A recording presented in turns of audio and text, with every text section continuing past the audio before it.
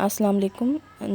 Are history in Urdu channel میں خوش آمدید۔ Andheri Raat Ke Musafir by Naseem Hijazi, chapter number 1، سینٹ آفے، پارٹ 2۔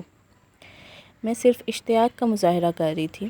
اگر آپ ریمنیز کے خط کا اچھی طرح مطالعہ کر لیتے تو آپ کو یہ غلط فہمی کبھی نہ ہوتی کہ وہ آپ کی عظیم کامیابیوں کو کوئی اہمیت نہیں دیتا۔ میں نے اس کا خط پڑھ لیا تھا۔ وہ چاہتا ہے کہ ہم بلا تاخیر متارکہ جنگ کا معاہدہ منسوخ کر کے غرناطہ پر چڑھائی کر دیں۔ وہ صرف ایک پادری ہے اور میں تمام حالات پر نگاہ رکھنے والا سپاہی ہوں۔ وہ یہ سمجھتا ہے کہ اہل غرناطہ مر چکے ہیں اور اب صرف ان کی لاشیں نوچنے کا کام باقی رہ گیا ہے، لیکن میرے نزدیک غرناطہ ایسی حالت میں بھی ایک ایسا آتش فشاں پہاڑ ہے جس کی تہہ میں ابھی تک لاوا ابل رہا ہے۔ اس آتش فشاں کے دھانے پر کلیسا کے اقتدار کی مسند سجانے سے پہلے مجھے اس اطمینان کی ضرورت ہے کہ وہ لاوا ٹھنڈا ہو چکا ہو۔ یہ درست ہے کہ ہماری فوجیں غرناطہ سے صرف 6 میل دور ہیں، لیکن متارکہ جنگ کا معاہدہ کرنے سے پہلے میں نے یہ اطمینان کر لیا تھا کہ ہماری جنگ اب غرناطہ کے مضافات کی بجائے اس کی چار دیواری کے اندر لڑی جائے گی، اور جو کام ہمارے لشکر برسوں میں پورا نہیں کر سکے وہ ان لوگوں کے ہاتھوں پورا ہو رہا ہے جو غرناطہ کے اندر رہ کر اپنی قوم کے ذہنی حصار کی بنیادیں توڑ سکتے ہیں۔ کیا میری یہ کامیابی معمولی ہے کہ جو مقصد ہمیں ہزاروں سپاہیوں کی قربانی پیش کرنے کے بعد حاصل ہو سکتا تھا وہ اس شخص کے ہاتھوں پورا ہو رہا ہے جسے ہمارا دشمن اپنے آخری قلعے کا محافظ سمجھتا ہے؟ ایزابیلا نے کہا، میں ہر لمحہ یہ دعا کرتی ہوں کہ جو توقعات آپ نے ابو عبداللہ سے وابستہ کی ہیں وہ پوری ہوں، لیکن کبھی کبھی مجھے یہ بات بہت پریشان کرتی ہے کہ وہ ایک بار آپ سے وعدہ خلافی کر چکا ہے، اس لیے اس پر دوبارہ اعتماد کرنا دانش مندی نہیں۔ فرڈینینڈ بولا، کستلا کے پشپ نے بھی اپنے خط میں یہی بات لکھی ہے، لیکن یہ بالکل غلط ہے کہ میں اس پر اعتماد کرتا ہوں۔ وہ ایک عیاش، کاہل اور مطلوع مزاج آدمی ہے، مگر مجھے اس کی ضرورت ہے۔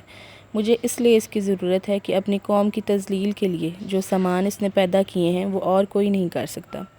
آج غرناطہ کی حالت اس شیر کی سی ہے جو زخمی ہونے کے باوجود کسی جھاڑی کی اوٹ میں اپنے زخم چاٹ رہا ہو۔ اب میں آگے بڑھ کر آخری وار کرنے سے پہلے ابو عبداللہ کو اس بات کا موقع دینا چاہتا ہوں کہ وہ اس زخمی شیر کو باندھ کر میرے قدموں میں ڈال دے۔ ملکہ نے کہا، آپ کو یقین ہے کہ اگر آئندہ 60 دن کے اندر اندر اہل غرناطہ نے لڑنے کا فیصلہ کر لیا تو ابو عبداللہ ان کے جوش و خروش کے سامنے ٹھہر سکے گا؟ فرڈینینڈ نے جواب دیا، ابو عبداللہ جیسے لوگ ہر آندھی کے ساتھ اڑنے اور ہر سیلاب کے ساتھ بہنے کے لیے تیار رہتے ہیں۔ اسے ہمیشہ کسی سہارے کی تلاش رہتی ہے۔ جب ہم نے اسے سہارا دیا تھا تو اس نے اپنے باپ کے خلاف بھی بغاوت کر دی تھی، اور پھر جب موسیٰ بن ابی غسان نے اس کا ہاتھ پکڑ لیا تھا تو وہ ہمارے خلاف کھڑا ہو گیا۔ اب غرناطہ میں کوئی دوسرا موسیٰ نہیں ہے، اور ابو عبداللہ آج ایک ایسے آدمی کے قبضے میں ہے جسے میں اپنی فتح کی ضمانت سمجھتا ہوں۔ وہ اسے ایسے مقام پر لے آیا ہے جہاں سے واپس جانے کے لیے کوئی رستہ باقی نہیں رہا۔ ہمیں خدا کا شکر ادا کرنا چاہیے کہ جس آدمی کو موسیٰ بن ابی غسان نے اہل بربر اور ترکوں کے پاس اپنا ایلچی بنا کر بھیجا تھا وہ مالٹا کے قید خانے میں پڑا ہوا ہے، اور اگر وہ بیرونی اعانت حاصل کرنے میں کامیاب ہو جاتا تو ہمارا بنا بنایا کھیل بگڑ سکتا تھا۔ خدا کا شکر ہے کہ آپ کا یہ آخری خدشہ بھی دور ہو چکا ہے۔ فرڈینینڈ نے جواب دیا، یہ خدشہ اس وقت دور ہوگا جب وہ ایک قیدی کی حیثیت سے میرے سامنے کھڑا ہوگا اور اسے جاننے والے یہ گواہی دیں گے کہ حامد بن زہرہ یہی ہے۔ ملکہ نے پریشان ہو کر سوال کیا، کیا یہ بھی ممکن ہے کہ مالٹا والوں نے کسی اور آدمی کو حامد بن زہرہ سمجھ کر گرفتار کر لیا ہو اور ہمارے سفیر نے بھی اس کے متعلق مزید چھان بین کی ضرورت محسوس نہ کی ہو؟ نہیں، مالٹا میں ہمارا سفیر ایک ہوشیار آدمی ہے۔ مجھے صرف یہ تشویش ہے کہ ہم نے جو جہاز قیدی کو لانے کے لیے بھیجا تھا اس کی واپسی کے متعلق ابھی تک کوئی اطلاع نہیں ملی۔ ملکہ نے فکر مند ہو کر کہا، آپ کہتے تھے ترکوں کے جنگی جہاز ان دنوں بحیرہ روم میں گشت کر رہے ہیں، خدا نہ کرے کہ ہمارے جہاز کو کوئی حادثہ پیش آ گیا ہو۔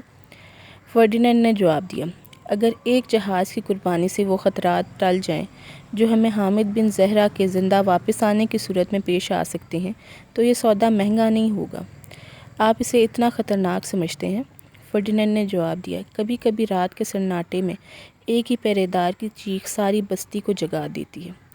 یہ میری پہلی ذمہ داری ہے کہ میں جس بستی پر شب خوں مارنا چاہتا ہوں وہاں کسی جاگتے ہوئے پہرے دار کی چیخیں حلق سے باہر نہ نکل سکیں، اور ہمیں ایک جیتی ہوئی قوم جنگ دوبارہ لڑنے کی ضرورت پیش نہ آئے۔ ملکہ آزردہ ہو کر اپنے شوہر کی طرف دیکھنے لگی، اس کی حالت اس بچے کی سی تھی جس کے ہاتھ سے کوئی خوبصورت کھلونا چھینا جا رہا ہو۔ فرڈینینڈ نے اسے تسلی دیتے ہوئے کہا، ایزابیلا، میرا مقصد آپ کو پریشان کرنا نہیں تھا۔ مجھے یقین ہے کہ میں نیا سال شروع ہوتے ہی آپ کو گرناطہ کا تحفہ پیش کر سکوں گا۔ تاہم بعض جنگی تدبیریں ایسی ہوتی ہیں جس کا علم صرف سپہ سالار تک محدود رہنا چاہیے۔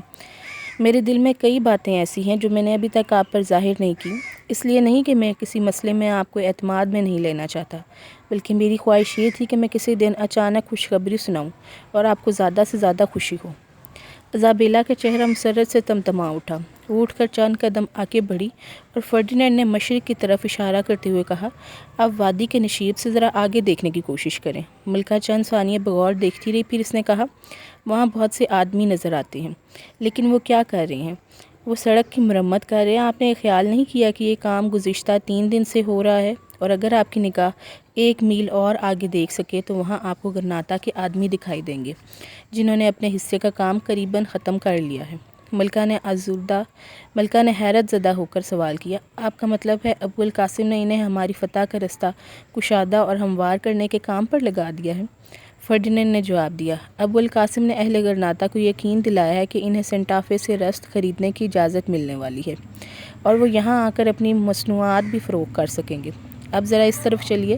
ایزابیلا فرڈینینڈ کے ساتھ ٹیلے کے دوسرے کونے کے قریب پہنچی تو اس نے کہا، شمال اور مغرب کی سمتوں سے سینٹا فے کی طرف آنے والے رستوں کی طرف نظر دوڑائیے۔ آپ نے ان رستوں پر اتنی بیل گاڑیاں اس سے پہلے کبھی نہیں دیکھی ہوں گی۔ لیکن وہ لا کیا رہے ہیں؟ ملکہ نے ادھر دیکھنے کے بعد پوچھا۔ فرڈینینڈ نے مسکرا کر جواب دیا، غلہ، پھل، سبزیاں، ایندھن، گھاس، مرغیاں، انڈے اور شاید آپ کو بھیڑ بکریوں کے ریوڑ بھی نظر آئیں۔ کل میں نے حکم دیا تھا کہ 2 دن کے اندر اندر سینٹا فے کو ایک بہت بڑی منڈی بن جانا چاہیے، اور ابو القاسم کو یہ پیغام مل چکا ہے کہ پرسوں ہم سینٹا فے کا رستہ کھول دیں گے۔ مجھے صرف اس بات کا افسوس ہے کہ میں یہ کام ذرا دیر سے کر رہا ہوں۔ ملکہ بڑی مشکل سے اپنی پریشانی چھپانے کی کوشش کر رہی تھی۔ اس نے جھجکتے ہوئے کہا، کیا آپ واقعی تجارت کا یہ رستہ کھولنا چاہتے ہیں؟ ہاں، میں اس بات کا عملی ثبوت دینا چاہتا ہوں کہ قسطلہ کی رحم دل ملکہ کو اپنی نئی رعایا کا بھوکوں مرنا پسند نہیں۔ ویسے ریمنیز یقیناً یہ پسند نہیں کرے گا۔ ملکہ نے کہا، میرا تو خیال ہے کہ وہ ایسی باتیں سن کر خودکشی پر آمادہ ہو جائے گا۔ فرڈینینڈ مسکرایا، کیا اس سے یہ کہہ دینا کافی نہ ہوگا کہ اہل گرناطہ کو چند دن اچھی خوراک مہیا کرنے کے عوض انہیں دائمی غربت اور افلاس کے جہنم میں چھونک دینے کا سودا ہمارے لیے مہنگا نہیں؟ آپ حیران ہوں گی، یہ تجویز بھی ابو القاسم نے پیش کی تھی۔ اسے یہ شکایت ہے کہ اگر اہل گرناطہ جنوب کے پہاڑی علاقوں سے رست حاصل کرتے رہے تو قبائل کے ساتھ ان کے روابط قائم ہو جائیں گے۔ میں نے اس کی یہ شکایت دور کر دی۔ اب ہماری یہ کوشش ہونی چاہیے کہ اہل گرناطہ کو کھانے پینے کا سامان انتہائی مناسب قیمتوں پر دیا جائے۔ بھوکا انسان پیٹ بھرنے کے بعد لڑنے کی بجائے آرام سے سونا زیادہ پسند کرتا ہے۔ ملکہ نے کہا، اگر مجھے ان منصوبوں کا علم ہوتا تو میں اس قدر پریشان نہ ہوتی، لیکن ایک بات میری سمجھ میں نہیں آتی کہ ہمارے دشمن 800 سال اس ملک پر حکومت کرنے کے بعد اپنے مستقبل سے اتنے بے خبر ہیں۔ کیا وہ اتنا بھی نہیں سوچتے کہ جب ہمارے لیے گرناطہ کے دروازے کھل جائیں گے تو ان کا یوم حساب شروع ہو جائے گا؟ فرڈینینڈ نے جواب دیا، وہ سب کچھ جانتے ہیں، لیکن جب کسی قوم پر زوال آتا ہے تو وہ اپنی سلامتی کے سیدھے رستے سے انحراف کے بہانے تلاش کرتی ہے اور ہمیشہ خود کو یہ فریب دیتی ہے کہ اس کے ہیلے اس کی قوت اور توانائی کا نعم البدل ہو سکتے ہیں، اور قوموں کے اخلاقی انحطاط کا آخری مرحلہ یہ ہوتا ہے کہ وہ اپنے بقا کی جدوجہد کی بجائے خودکشی کر لینا زیادہ آسان سمجھتی ہیں۔ آج یہی حالت ہمارے دشمن کی ہے۔ وہ اجتماعی زندگی کی ذمہ داریوں سے بچنے کے لیے اجتماعی ہلاکت کے خطرے سے آنکھیں بند کر لینا زیادہ آسان سمجھتا ہے۔ یہ ہماری خوش قسمتی ہے کہ جن آدمیوں کی ذہانت اور مکاری کو وہ اپنا آخری سہارا سمجھتے ہیں، وہی اپنا مستقبل ہمارے ساتھ وابستہ کر چکے ہیں۔ ایزابیلا نے کہا، ابو عبداللہ کو یہ معلوم ہے کہ چند ہفتوں کے بعد اس کی بادشاہت ختم ہو جائے گی اور اس کے عوض الفجارہ میں ایک چھوٹا سا علاقہ حاصل کرنے کے بعد اس کی حیثیت ایک معمولی سی جاگیردار سی ہوگی۔ ہم جب بھی چاہیں گے اسے ملک سے باہر نکال دیں گے۔ ابو القاسم کو بھی یہ خوش فہمی نہیں ہو سکتی کہ جب ابو عبداللہ کی بادشاہت ختم ہو جائے گی تو اس کی وزارت باقی نہیں رہے گی۔ پھر وہ کس امید پر یہ کھیل رہا ہے؟